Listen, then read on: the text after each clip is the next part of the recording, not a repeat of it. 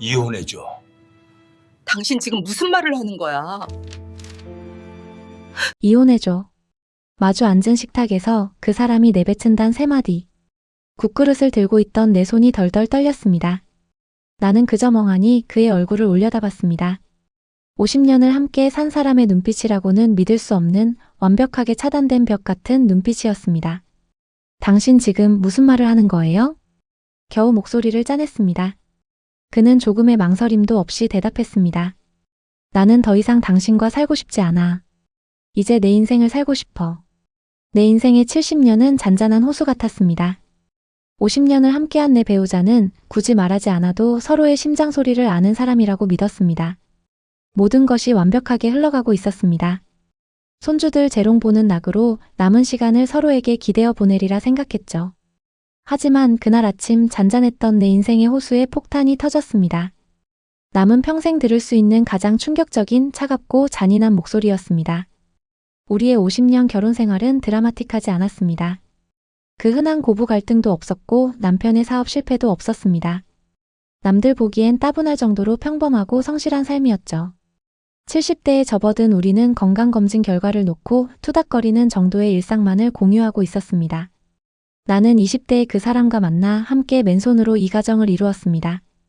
나는 그의 성실함을 믿었고 그의 어깨에 기댔습니다. 남들처럼 드라마틱한 사랑은 아닐지라도 우리는 서로에게 뿌리를 내린 나무와 같다고 생각했습니다. 그 사람이 변하기 시작한 것은 딱 3달 전부터였습니다. 그 사람이 갑자기 외출이 잦아졌고 휴대전화는 늘 몸에 지니고 있었습니다. 전화를 받지 않는 시간도 늘었고 집에 돌아오면 예전처럼 소파에 누워 TV를 보는 대신 방에 틀어박혀 이어폰을 꽂고 있었습니다. 처음에는 갱년기 이후의 사춘기 같은 건가 했습니다. 나이 들면 저런 때가 있나 보다 하고 애써 이해하려고 했습니다. 하지만 그 모든 의심이 확실한 배신으로 바뀌는 데는 그리 오랜 시간이 걸리지 않았습니다. 영상을 시청하시기에 앞서 구독과 좋아요 부탁드립니다. 영상 제작에 큰 힘이 됩니다. 감사합니다. 어느 날 큰아이가 퇴근 후 나에게 조심스럽게 봉투 하나를 내밀었습니다. 떨리는 손으로 열어본 봉투 안에는 세상이 무너지는 듯한 사진 몇 장이 들어 있었습니다. 사진 속에는 내 배우자가 있었습니다. 50년을 함께 산 내 남편이. 그리고 그 옆에는 20대 후반쯤 되어 보이는 아주 젊은 여자가 있었습니다. 두 사람은 다정하게 팔짱을 끼고 있었고 심지어 같은 옷을 입고 마트에서 장을 보는 모습도 있었습니다.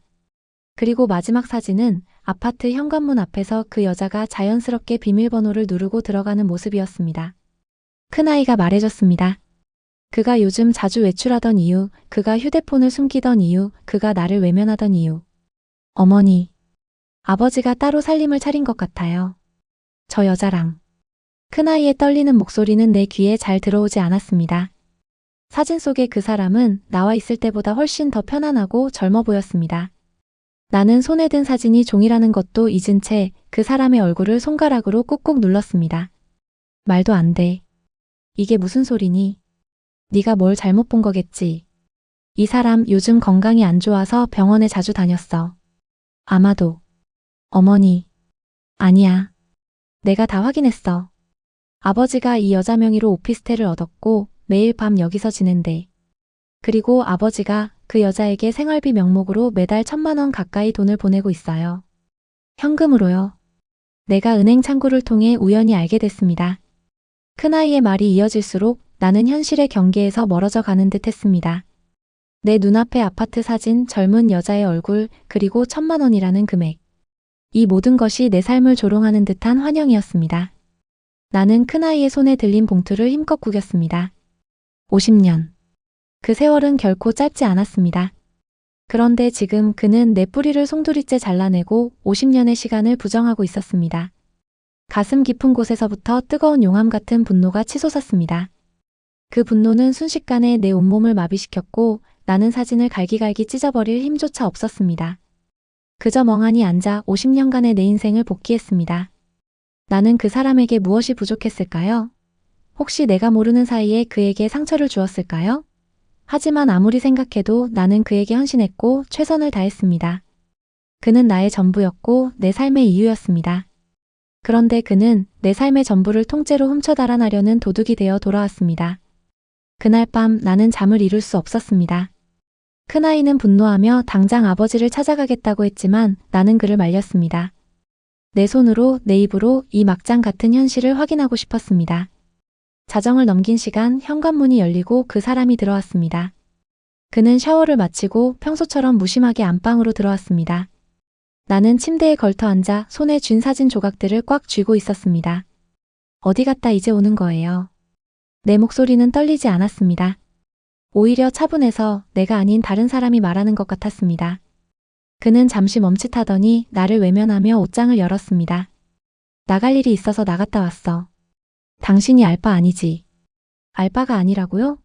50년을 같이 산 사람에게 밤늦게 외출하고 돌아온 이유가 알바가 아니라라니 이게 무슨 말이에요?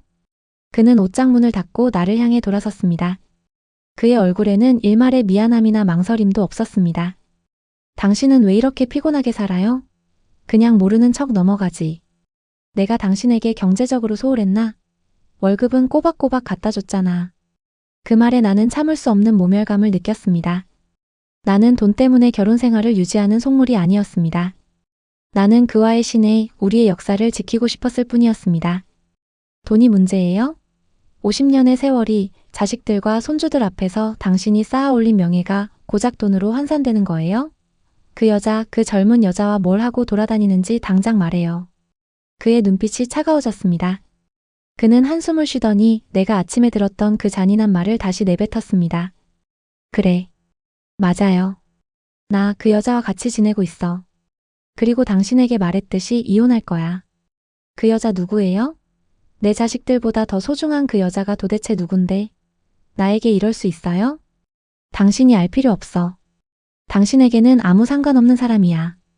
그냥 내 인생에 새로 들어온 사람일 뿐이야. 그는 새로 들어온 사람이라는 표현을 썼습니다. 마치 나는 50년 동안 그의 인생을 차지했던 낡고 쓸모없는 물건처럼 취급했습니다. 나는 그 젊은 여자가 누구인지 왜 그 사람의 삶에 들어왔는지가 궁금하지 않았습니다. 다만 이 사람이 왜 이렇게 잔인하게 변할 수 있는지 그 이유가 궁금했습니다. 나는 못해줘요. 이혼. 당신이 이혼하자고 해도 나는 이 집에서 절대 안 나갈 거예요. 그 여자와 살고 싶으면 이 집으로 데리고 와서 살아요. 내가 이 막장 같은 꼴을 세상에 다 보여줄 테니까. 나는 이를 악물고 소리쳤습니다. 내 목소리는 떨렸지만 내 눈빛은 흔들리지 않았습니다. 나는 이 싸움에서 지고 싶지 않았습니다. 내 인생을 지키고 싶었습니다. 당신이 이혼을 안 해줘도 상관없어. 나는 이미 법률 대리인을 선임했어. 이혼 소송 걸 거야. 당신이 아무리 버텨봤자 나는 당신에게 위자료를 주고 이 관계를 끝낼 거야. 그리고 그 집 내가 팔 겁니다. 당신은 그 집에서 못 버텨. 그의 말은 충격적이었습니다. 그는 이미 모든 것을 준비하고 있었습니다. 이혼 요구는 통보가 아니라 이미 짜인 각본의 마지막 대사였던 것입니다. 50년 결혼 생활의 종말이 단 몇 분 만에 결정되었습니다. 나는 그 순간 그에게서 영원히 단절된 느낌을 받았습니다. 그는 이미 내 사람이 아니었습니다. 이 싸움은 단순한 부부 싸움이 아니었습니다. 내 삶의 존엄성을 지키기 위한 처절한 전쟁이었습니다. 나는 이를 악물었습니다. 그날 밤 그는 짐을 챙겨 나갔습니다. 50년간 함께했던 그의 자리는 텅 비어버렸습니다. 자식들은 분노하며 나에게 어떻게 대처해야 할지 조언했지만 나는 그저 멍하니 창밖만 바라보았습니다. 다음 날 아침 나는 법원에서 날아온 소장을 받았습니다. 법률 대리인이 보낸 이혼 소송 서류였습니다. 소장에는 그 사람이 혼인관계 파탄의 책임이 자신에게 있다고 명시하면서도 나와의 관계가 회복 불가능함을 강조하고 있었습니다. 그리고 내가 가장 분노했던 대목. 그가 새롭게 만나고 있는 동거인의 존재를 언급하면서 이미 새로운 삶을 시작했음을 명시했습니다. 나는 그 서류를 찢어버리고 싶었지만 그러지 않았습니다. 이 증거들을 가지고 그 사람의 배신을 세상에 알리고 싶었습니다. 하지만 이 모든 막장 같은 상황 속에서도 내 마음 한구석에는 이상한 의문이 피어오르기 시작했습니다. 왜 이렇게까지 극단적으로 행동하는 거지? 그 사람의 성격상 아무리 새로운 사랑이 생겼다고 해도 50년의 신의를 이렇게까지 잔인하게 짓밟을 사람은 아니었는데 그의 행동에는 내가 이해할 수 없는 일관된 냉정함이 있었습니다. 마치 누군가에게 보여주기 위한 연기처럼 말이죠. 그 젊은 여자. 그 여자의 존재가 궁금했습니다. 단순한 내연녀 이상이 무언가 숨겨진 이유가 있을 것 같았습니다. 이 막장 같은 상황의 배후에는 우리가 알지 못하는 거대한 비밀이 숨겨져 있을지도 모른다는 섬뜩한 예감이 들었습니다. 나는 이혼 소송에 응하기로 결정했습니다.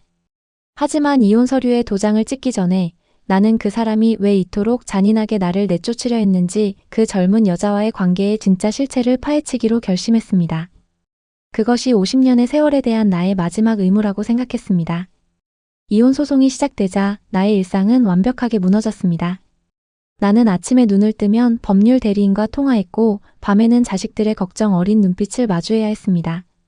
사람들은 수군거렸습니다. 70대에 접어든 노부부의 막장 이혼 소송은 동네의 가장 큰 가십거리가 되었습니다.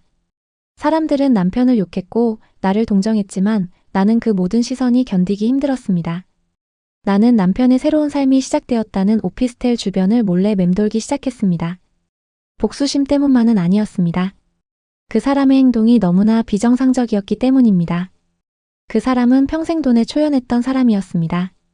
그런데 갑자기 수천만 원을 들여 오피스텔을 얻고 젊은 여자에게 매달 1,000만 원을 현금으로 제공한다. 그 돈의 출처가 의심스러웠습니다. 나는 며칠 동안 그 오피스텔 근처 카페에 앉아 그 사람을 관찰했습니다. 그 사람과 그 젊은 여자의 관계는 내가 상상했던 불타는 애정 관계와는 거리가 멀었습니다. 그들은 팔짱을 끼고 다닐 뿐 서로에게 쏟아내는 애정 표현은 거의 없었습니다.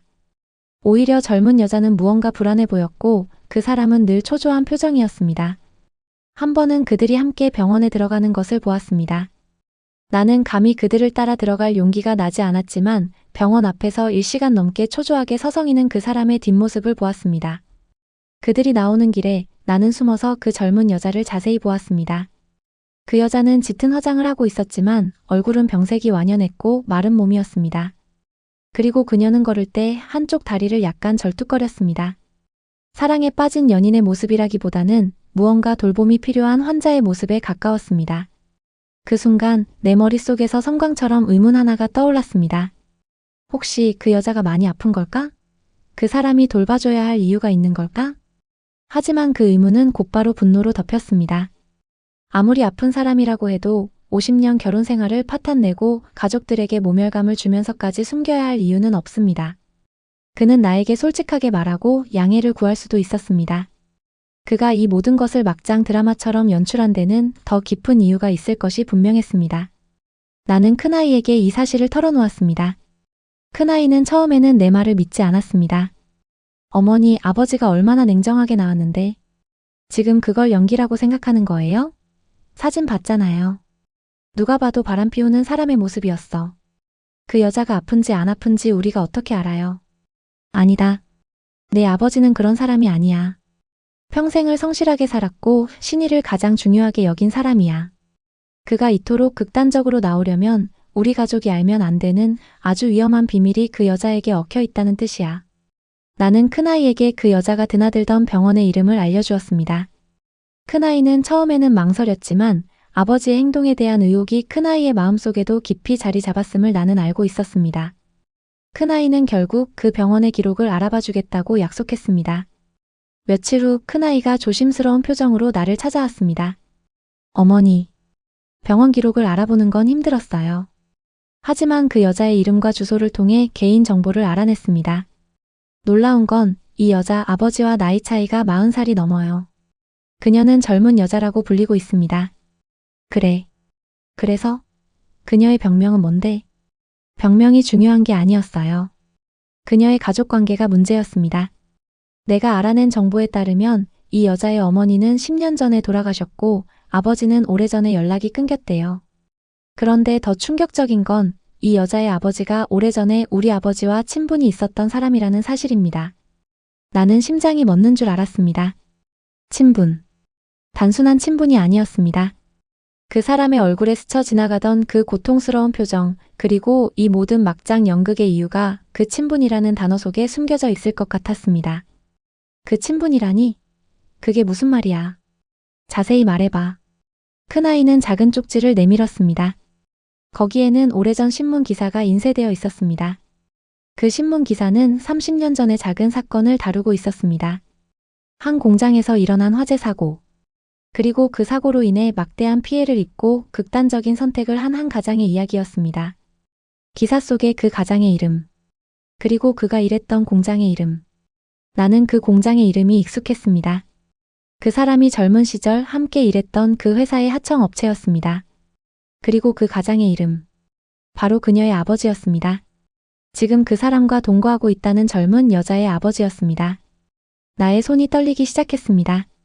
단순한 외도, 막장 불륜이라고 생각했던 이 사연이 갑자기 과거의 비밀과 얽힌 거대한 책임의 이야기로 변모하기 시작한 것입니다. 그 사람의 비정함, 그 젊은 여자에게 쏟아붓는 돈, 그리고 이혼 소송까지. 이 모든 것이 30년 전에 그 사건과 연결되어 있을지도 모른다는 섬뜩한 추측이 들었습니다. 나는 큰아이에게 말했습니다. 이것 봐. 내 말이 맞지? 단순한 불륜이 아니야. 이 모든 건 30년 전 그 사건과 관련이 있을 거야. 그녀의 아버지 분명히 그 사람이 책임져야 할 일이 있었던 거야. 하지만 아버지 왜 이렇게까지 하시는 거죠? 솔직하게 우리에게 말했으면 됐잖아요. 왜 가족을 내팽개치면서까지 저 여자에게 헌신하는 척하는 거죠? 그게 바로 내가 찾아야 할 진실이야. 그는 왜 솔직하게 말하지 않았을까? 그가 우리에게 숨기려는 것이 단순히 책임이 아니라 우리 가족 전체를 뒤흔들 수 있는 더 거대한 위험 때문일지도 몰라. 나는 그 사람과의 50년 세월 속에서 그가 감당해야 했던 어떤 짐을 내가 모르는 척 외면했던 것은 아닌지 자문하기 시작했습니다. 이 막장 드라마의 주인공은 배신자 남편이 아니라 과거의 짐에 짓눌린 희생양일 수도 있겠다는 생각이 들었습니다. 나는 이혼 소송을 핑계로 그 사람과의 대화를 시도하기로 했습니다. 이제는 감정을 앞세우지 않고 냉정한 진실만을 파헤치겠다는 결심이 섰습니다. 변호사를 통해 그 사람과의 만남을 주선했습니다. 법정 밖의 협의를 위한 자리였지만 나의 목적은 오직 하나, 30년 전의 진실을 캐내는 것이었습니다. 우리는 삭막한 법무법인 회의실에서 마주 앉았습니다. 그는 여전히 냉정했고 나는 겉으로는 단호했지만 속으로는 떨리고 있었습니다. 협의할 건 없어. 나는 당신이 원하는 대로 모든 재산을 분할해 줄 거야. 다만 빨리 끝내고 싶어. 질질 끌지 마. 나는 당신이 주는 위자료 한 푼도 필요 없어요. 내가 원하는 건 당신이 왜 이렇게까지 잔인하게 변했는지 그 진짜 이유를 아는 거예요. 이유라니? 내가 당신에게 질렸다고 했잖아. 나는 새로운 사람과 새로운 삶을 시작하고 싶어. 그게 이유의 전부야. 거짓말하지 마세요. 내가 다 알아요. 그 젊은 여자 그녀. 30년 전 당신 회사 하청업체 화재 사건으로 돌아가신 그 가장의 딸이죠? 당신 그 사건 때문에 이 모든 일을 벌이고 있는 거잖아요. 내 입에서 그 이름이 나오자 그의 표정이 미세하게 흔들렸습니다. 아주 잠깐이었지만 그 표정은 분노가 아닌 두려움이었습니다. 당신 뭘 알아보고 다니는 거야. 쓸데없는 짓 하지 마. 내가 분명히 말했을 텐데. 당신이 알바가 아니라고. 내가 알바가 아니라고요? 50년 결혼 생활을 파탄낸 원인이 내 알바가 아니라니. 그 여자 지금 많이 아프다면서요. 당신이 왜 그 여자의 병원비까지 대면서 이 모든 짐을 혼자 지려고 하는지 말해줘요. 왜 우리 가족을 위험하게 만들면서까지 이 모든 것을 숨기려 하는 거예요? 그는 책상을 강하게 내리쳤습니다. 회의실의 변호사들이 당황해서 우리를 바라보았지만 그는 아랑곳하지 않았습니다. 그의 눈빛은 필사적이었습니다. 닥쳐. 더 이상 그 일에 대해 파고들지 마. 그건 당신이나 아이들이 알아서는 안 되는 일이야. 내가 모든 것을 책임지고 끝낼 거야. 당신들은 그냥 내가 주는 돈 받고 조용히 살면 돼. 우리 가족이 알면 안 되는 위험이라니. 그 위험이 도대체 뭐예요? 당신이 30년 전에 그 화재 사건에 연루되었어요? 당신에게 어떤 죄가 있는 거예요? 나는 일부러 자극적인 단어들을 쏟아냈습니다. 그의 마음속에 숨겨진 진실을 끄집어내기 위해서였습니다. 그의 얼굴은 순식간에 새파랗게 질렸습니다. 그는 말을 잇지 못하고 입술만 깨물었습니다. 그 침묵 속에서 나는 내 추측이 맞았다는 확신을 얻었습니다. 이 모든 것은 사랑이 아닌 책임이나 죄에 대한 보상이었던 것입니다. 결국 그 사람은 나에게 소리를 질렀습니다. 좋아. 당신이 원하는 대로 해줄게. 내가 책임질 일이 있었어. 나는 그녀의 아버지에게 씻을 수 없는 죄를 지었어. 그래서 나는 평생 이 짐을 지고 살아야 해. 당신과 아이들이 알면 우리 가족은 모두 파멸할 거야. 그러니 그냥 닥치고 이혼해. 내가 당신을 지키는 유일한 방법이야.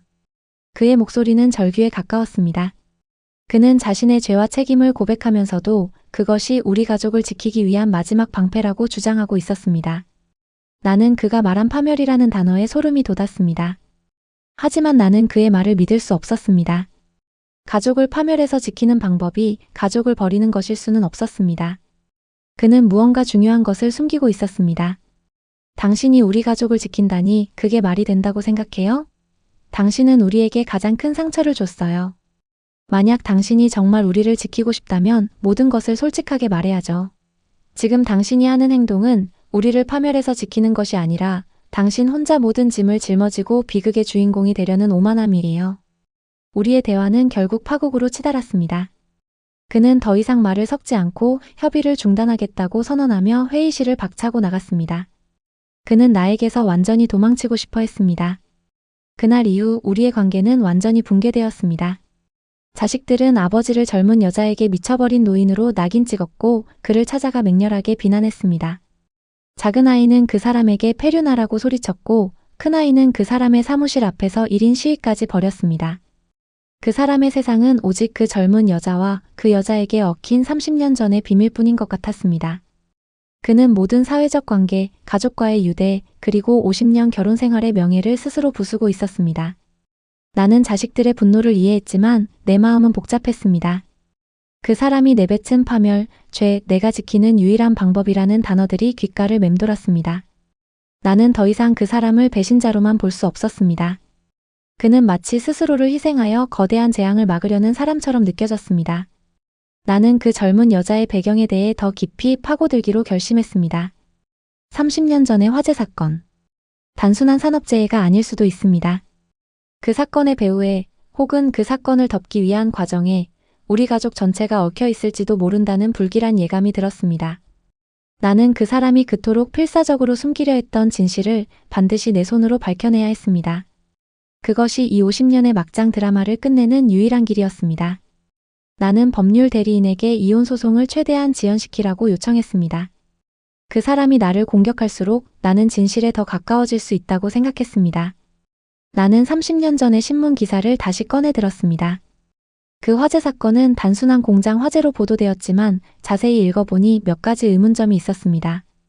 당시 피해를 입었던 하청업체는 곧바로 파산했고 그녀의 아버지는 막대한 빚을 지고 극단적인 선택을 했습니다. 그리고 가장 중요한 것, 그 사건의 책임 소재가 불분명했다는 점입니다. 당시 큰 회사였던 그 사람의 본사에서는 어떠한 책임도 지지 않았습니다. 나는 그 사람이 젊은 시절 함께 일했던 직장 동료들을 찾아다니기 시작했습니다. 그들이라면 30년 전 그 사건의 이면을 알고 있을지도 모른다고 생각했습니다. 하지만 대부분의 사람들은 기억하지 못하거나 말을 아꼈습니다. 글쎄요. 그 사건은 그냥 묻혔던 일인데 당신 남편이 책임질 일은 없었을 거예요. 워낙 윗선에서 조용히 처리했던 일이라. 다만 그때 그 하청업체 사장이 화재가 실수가 아닐 수도 있다는 말을 흘렸던 것 같아요. 하지만 그게 사실인지는 아무도 모르죠. 한 전 동료의 이 증언은 나에게 큰 단서가 되었습니다. 화재가 실수가 아닐 수도 있다. 나는 큰아이에게 이 사실을 알리고 그 젊은 여자의 아버지가 남긴 기록이나 유품을 찾아달라고 부탁했습니다. 큰아이는 처음에는 이 복잡한 진실 추적에 지쳐 있었지만 아버지의 명예가 걸린 문제라는 내 말에 다시 힘을 얻었습니다. 큰아이는 결국 그 젊은 여자가 살던 낡은 집을 찾아냈습니다. 그리고 거기에서 그녀의 어머니가 남긴 오래된 편지 뭉치와 은행 거래 내역서를 발견했습니다. 편지를 읽는 내 손이 떨렸습니다. 편지에는 그녀의 어머니가 겪었던 30년의 고통이 고스란히 담겨 있었습니다. 그 사람은 우리에게 평생 갚아야 할 빚이 있다. 당신이 우리에게 한 짓을 나는 잊지 않을 것이다. 하지만 나는 당신을 용서하려 한다. 우리 아이가 당신 회사 때문에 아버지를 잃었고 이 빚더미에 앉게 되었다. 당신은 그 모든 것을 알고 있다. 언젠가 이 진실이 세상에 밝혀지는 날 당신은 모든 것을 잃을 것이다. 편지 속의 그 사람은 명백히 내 배우자였습니다. 하지만 편지의 내용은 내가 상상했던 것보다 훨씬 더 심각했습니다. 빚과 아이. 더 중요한 단서는 은행 거래 내역서였습니다. 내역서에는 화재 발생 직후 그리고 그 이후 10년 동안 거액의 돈이 그 사람의 계좌에서 그녀의 어머니 계좌로 매달 송금되었다는 기록이 있었습니다. 일종의 입막음 혹은 보상금의 성격이 짙었습니다. 나는 마침내 퍼즐 조각들을 맞추기 시작했습니다. 30년 전의 화재는 단순한 사고가 아니었습니다. 그 사람의 본사에서 비용 절감을 위해 안전 규정을 무시했고 하청업체에 그 모든 책임을 전가했습니다. 그녀의 아버지는 사실상 희생양이었습니다. 그리고 그 사람은 그 과정에 깊이 연루되어 있었고 그 사실을 덮기 위해 그녀의 가족에게 거액의 돈을 송금했던 것입니다. 그런데 왜 지금 와서 갑자기 동거를 하면서 이 모든 막장 연극을 벌이는 걸까요? 30년 동안 조용히 보상금을 지급해왔는데 말입니다. 나는 마지막 남은 조각을 찾기 위해 그녀의 병원 기록에 다시 집중했습니다. 큰아이가 찾아낸 그녀의 병원 기록은 매우 충격적이었습니다. 그녀는 희귀병을 앓고 있었고 그 병은 시간이 지날수록 악화되어 곧 생명이 위태로운 상황이었습니다. 그리고 그 희귀병의 치료는 천문학적인 비용이 들었고 이미 그녀의 어머니가 남긴 모든 돈은 바닥난 상태였습니다. 이것이 바로 그 사람이 매달 1,000만 원씩 현금을 보내고 오피스텔을 얻어 그녀를 돌봤던 진짜 이유였습니다. 죄책감과 책임감 때문이었습니다. 하지만 왜 이 모든 것을 숨기고 이혼을 요구했던 것일까요? 큰아이가 마침내 마지막 단서를 찾아냈습니다. 바로 은행의 채무 보증 서류였습니다. 그녀의 아버지가 극단적인 선택을 하기 직전 그는 그 사람에게 막대한 사업 채무에 대한 연대 보증을 서게 했던 것입니다. 그리고 그 채무는 30년이 지난 지금 이자와 함께 상상할 수 없을 만큼 불어나 있었습니다. 그 사람이 그 젊은 여자에게 헌신하는 것이 알려지는 순간 그 연대 보증의 채권자들은 그 사람의 재산을 가차없이 압류할 수 있었습니다. 그리고 그 사람의 재산은 곧 우리 가족의 노후 자금이었습니다. 그 사람의 이혼 요구는 우리가 그 빚에 연루되지 않도록 재산을 법적으로 분리하려는 필사적인 방어막이었던 것입니다. 그는 우리 가족의 재산과 명예를 지키기 위해 스스로 페류나와 배신자라는 막장 연극을 자처하고 있었습니다. 50년 결혼 생활의 파탄을 감수하면서까지 나는 그 사람의 비정함이 아닌 그 사람의 숭고하고 고독한 희생을 깨닫게 되었습니다. 그는 혼자서 30년의 죄와 책임을 감당하고 마지막 순간에는 가족을 지키기 위해 모든 것을 걸었던 것입니다. 나는 눈물을 쏟았습니다. 그동안 그에게 쏟아부었던 분노와 경멸이 한순간에 죄책감으로 바뀌었습니다. 나는 더 이상 이혼 소송의 시간을 끌 수 없었습니다. 그 사람에게 닥친 위험이 너무나 크다는 것을 알았기 때문입니다. 나는 그 사람에게 당장 만나자고 연락했습니다. 이제 내가 그에게 진실을 말해줄 차례였습니다. 우리는 처음 만났던 동네 찻집에서 다시 마주 앉았습니다. 그는 초췌해져 있었고 눈빛은 깊은 절망감에 잠겨 있었습니다. 그는 내가 이혼에 합의하기 위해 나왔다고 생각하고 있었습니다. 더 이상 끌지 마. 내가 위자료는 충분히 줄 거야. 당신 노후는 걱정하지 마. 내가 재산을 분할하면 나는 당신이 주는 위자료 한 푼도 필요 없어요. 그의 말이 채 끝나기도 전에 내가 말을 잘랐습니다. 그는 당황했습니다. 내가 이혼을 거부할 것이라 예상하지 못했을 것입니다. 당신 아직도 정신 못 차렸어? 내가 그 여자와 사는 거 알잖아. 이 결혼 이미 끝났다고. 맞아요. 끝났어요. 당신이 나에게 말하지 않았어도 나는 이미 다 알아요. 나는 테이블 위로 30년 전의 신문 기사 복사본, 그녀 어머니의 편지 사본, 그리고 무엇보다 은행 채무 보증 서류 사본을 꺼내놓았습니다. 30년 전 그 화재 사건, 그리고 당신이 그녀의 아버지에게 서게 했던 채무 보증. 그리고 당신이 지금 그 모든 것을 짊어지고 우리 가족을 지키려 한다는 것까지. 당신의 막장 연극의 진짜 이유, 내가 다 알아냈어요. 그는 서류를 보자마자 몸이 굳어졌습니다. 그의 얼굴은 피가 싹 가신 것처럼 하얗게 변했습니다. 그는 두려움에 떨고 있었습니다. 누가 당신에게 이런 걸 알려줬어. 당신이 이걸 알면 안 돼. 당장 이 서류들 불태워.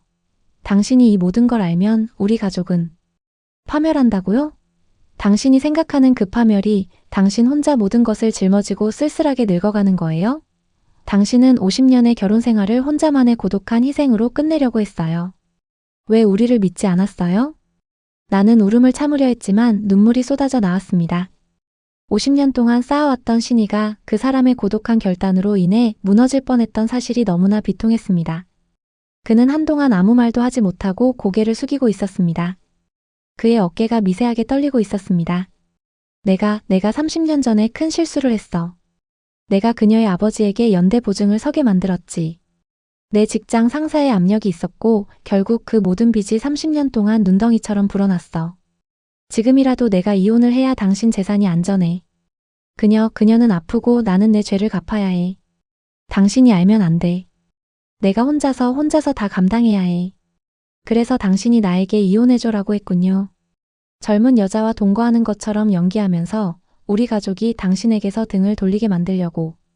그래야 당신 재산에 대한 권리를 포기할 거라고 생각했겠죠. 나는 그 사람의 손을 잡았습니다. 그의 손은 차가웠습니다. 당신은 왜 우리를 당신의 짐으로만 생각했어요? 50년 동안 당신의 아내로 살았어요. 당신의 죄까지도 나의 짐이라고 생각할 수 있어야 그게 진짜 가족 아닌가요? 당신의 짐을 덜어주지는 못할 망정 당신을 배신자로 몰아세웠던 내가 너무나 죄송해요. 아니야. 당신은 아무 잘못 없어. 내가 잘못했어. 내가 평생 당신을 속였어. 제발 당신과 아이들만이라도 안전하게 살아줘.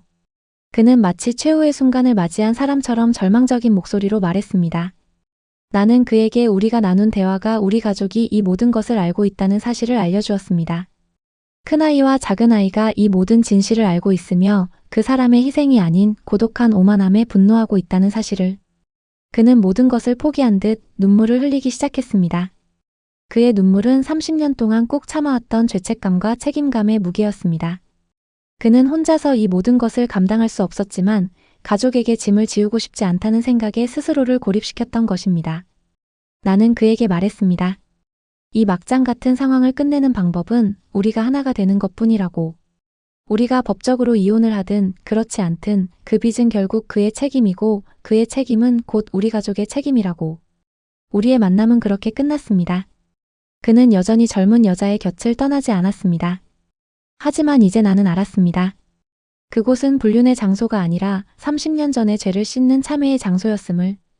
이제 남은 것은 이혼 소송을 어떻게 마무리하고 우리 가족이 이 거대한 채무 보증의 짐을 어떻게 감당할 것인가 하는 문제였습니다. 우리의 50년 결혼 생활은 파국이 아닌 새로운 형태의 연대를 향해 나아가기 시작했습니다. 진실을 알게 된 후 큰아이와 작은아이의 반응은 놀라웠습니다. 처음에는 아버지에게 엄청난 배신감을 느꼈지만 30년 전의 죄책감과 가족을 지키기 위한 아버지의 고독한 희생을 이해하게 되자 그들의 분노는 깊은 연민과 책임감으로 바뀌었습니다.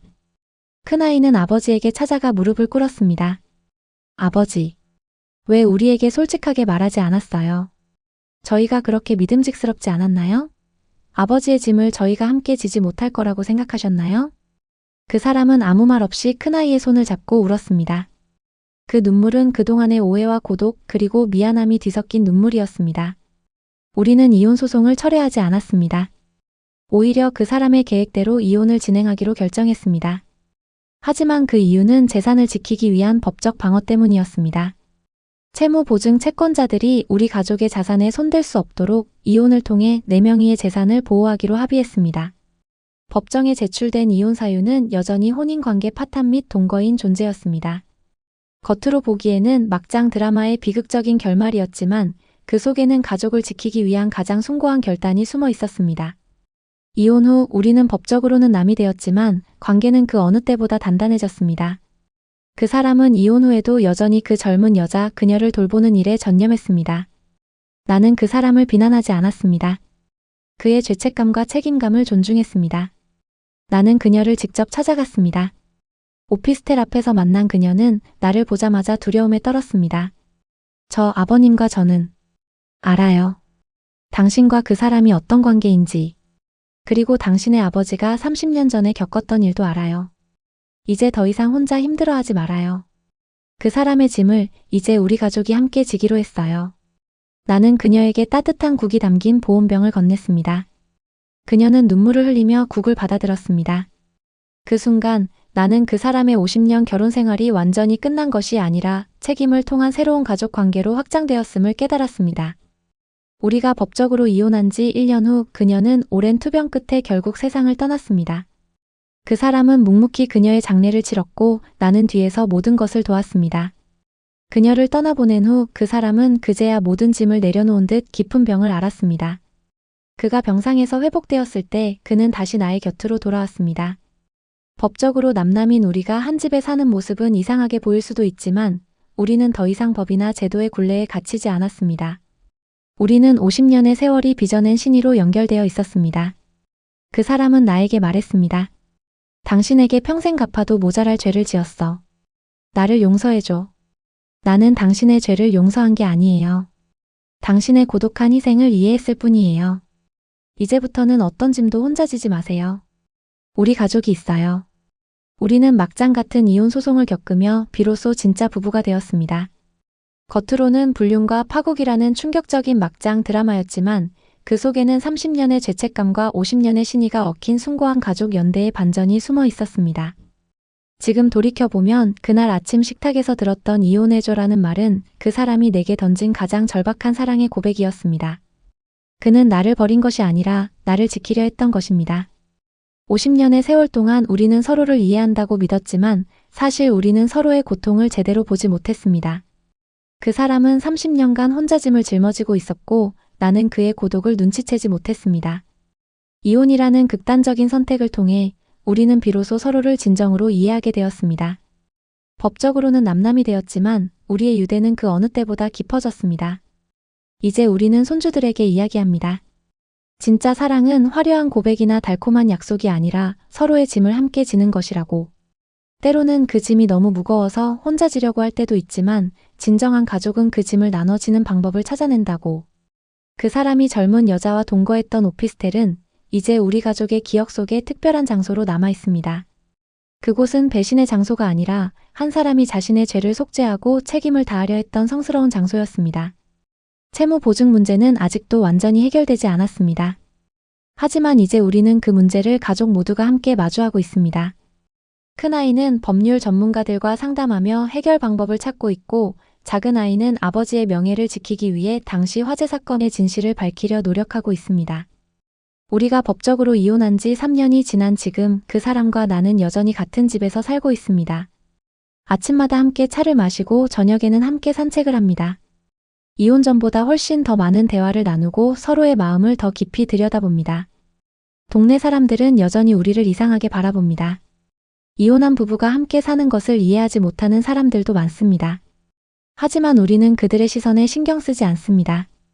우리만의 방식으로 사랑하고 우리만의 방식으로 가족을 지키고 있으니까요. 가끔 그 사람은 그녀의 무덤을 찾아갑니다. 나도 함께 갑니다. 우리는 그녀 앞에서 꽃을 놓고 조용히 기도합니다. 그녀도 이제 평안을 찾았기를 바라며 그녀의 아버지가 30년 전에 겪었던 억울함, 그녀가 평생 짊어져야 했던 가난과 병고, 그리고 우리 가족이 그 모든 것에 연루되어 있었다는 사실.